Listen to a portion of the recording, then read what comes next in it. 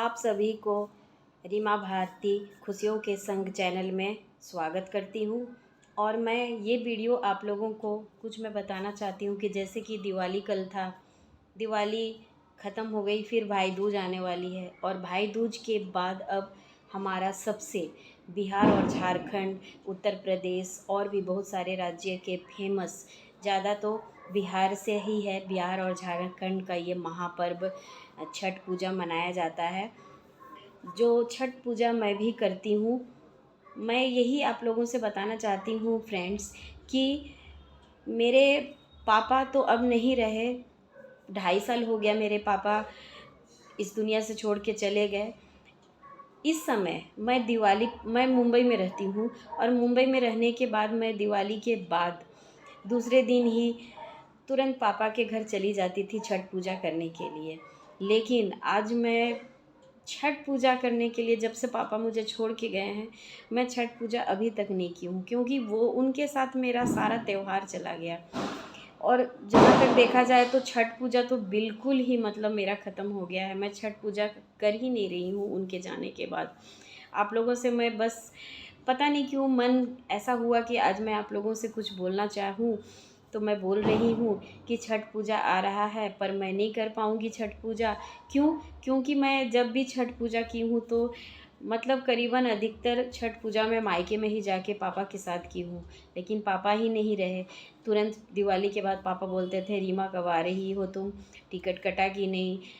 इस तरह से मैं चली जाती थी मायके अपने पापा के घर पे। लेकिन आज ऐसा मेरी किस्मत है कि मुझे कोई बुलाने वाला नहीं है, क्योंकि मायका तो माँ और पापा से ही होता है। तो मेरा तो मायका ही ख़त्म हो गया है। मुझे कौन बुलाएगा कि हाँ रीमा तुम आओ, तुम्हारा घर यहाँ पे है, पापा के घर पे आओ, छठ पूजा करो।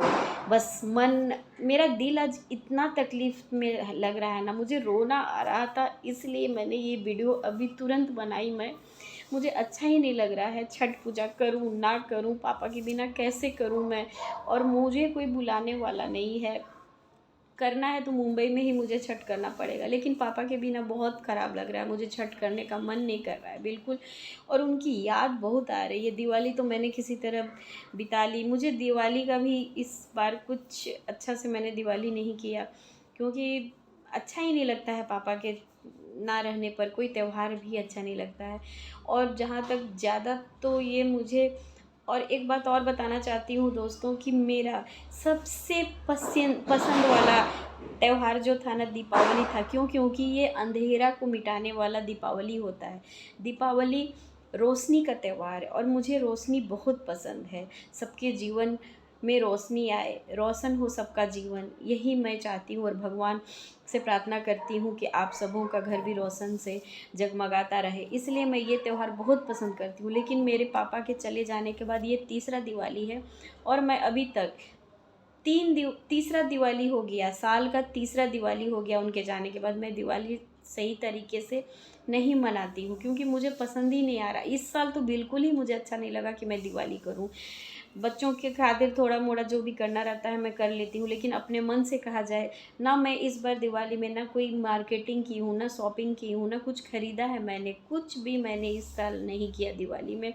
और दिवाली के बाद जैसे ही छठ पूजा आता है तो छठ करने का मुझे बहुत इंतज़ार रहता था साल भर का, कि मुझे छठ करना है। मैं साड़ी लूँगी, नया नया चूड़ियाँ लूँगी, श्रृंगार का सारा सामान लूँगी, पूजा का सामान खरीदूँगी, छठ माता को चढ़ाना है, पीतल का सामान लूँगी, ये करूँगी वो करूँगी, प्रसाद बनाऊँगी, पापा के पास जाना है, ये करूँगी करके मुंबई से मैं बहुत शॉपिंग करती थी। पापा के घर पे अपना मायके भी जाके वहाँ पे शॉपिंग करती थी।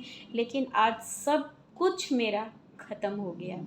क्यों ख़त्म हो गया? क्यों? क्योंकि पापा नहीं हैं। इसलिए मैं आप लोगों से एक ये भी बात बोलना चाहूँगी कि जब तक आपके माता पिता हैं तब तक उनका आदर, सम्मान, सत्कार, उनका इज्जत कर लीजिए, रिस्पेक्ट कीजिए, क्योंकि उनके ना रहने से दुनिया कुछ भी अच्छा नहीं लगता है। इसीलिए मैं तो आज बहुत पछताती हूँ कि आज मेरे माँ भी नहीं है, मेरी माँ नहीं है, मेरे पिताजी नहीं है। किस हालत में मैं रहती हूँ मुझे ही समझ में आता है। इसीलिए मैं छठ पूजा पता नहीं कर पाऊँ ना कर पाऊँ, भगवान जाने, लेकिन लगता है नहीं ही कर पाऊँगी छठ पूजा। और बस मैं यही बोलना चाहती हूँ दोस्तों कि मेरे मन में बस जो भी था मैंने आप सबों के सामने कहा। अगर आपको मेरी बात अगर कुछ बुरी लगी तो उसके लिए मैं तहे दिल से सॉरी बोलती हूँ। और फ्रेंड्स, बस आप लोगों से यही है कि आप मेरे चैनल को पसंद कीजिए, सपोर्ट कीजिए, तो मैं और भी वीडियो बना सकती हूँ। मैं बहुत, देखा जाए तो मैं अंदर से बहुत टूटी हुई हूँ, बहुत टूट चुकी हूँ, फिर भी मैं खुश रहती हूँ। और मेरा चैनल का नाम ही है इसलिए खुशियों के संग। जितना हो सके मैं दूसरों को खुशियाँ देना चाहती हूँ और हो सके तो मैं भी खुश रहना चाहती हूँ। और देखिए दिवाली का पटाखे फूट रहे हैं। मैं तो एक फुलझड़ी, एक फटाका भी मैं 3 साल से नहीं फोड़ी हूँ। पापा के जाने के बाद मैंने कुछ भी नहीं किया है। अब बस मैं इतना बोलना चाहती थी जो मेरे दिल में था। Bye bye, take care.